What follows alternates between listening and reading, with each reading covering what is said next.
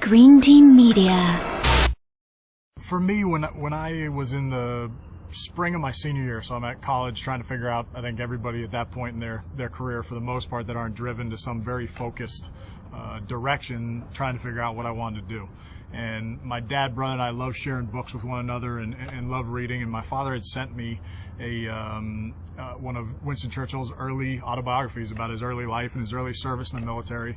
And that book just hit me like a shot of lightning, saying that service was the place that I wanted to start, and if I wanted to, I guess, really be part of this great thing we got going in this country, that military service would really be a great place to begin. So that got me focused on the military, and then from there, I've just been a highly competitive, aggressive person in combative sports, and just kind of playing rough with brothers and uncles and my dad, and so the SEALs was the next step that made sense for a spot to land and find a home.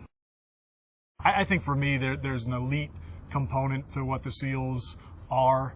I think being able to survive and utilize and kind of exist in, I think, the most harsh environment on earth, which is the sea, just appealed. And then there's a mystique to it that I think I wanted to pull the curtain back and find out what that was about, and if it was for me, and it's worked out brilliantly. When everybody was offered or kind of talked about the opportunity, we all said no because of the history of the quiet professional and not advertising the nature of work. These are things that are in the fabric of our ethos and who we are as a warfare community and a culture. So it's a big gap or kind of aside to do something like this. Now, we were asked to do it by the leadership once this project was approved, so it kind of opened the door for a little bit of a gray area there. And I think for the small group of us that participated most specifically on the film, and I guess are the recognizable guys in the picture, we thought there was a unique opportunity there to tell our story accurately where it hadn't been done before, and kind of share with the public who we are, what we're about, and some of the things we do, behind the camera or, out of the camera's vision.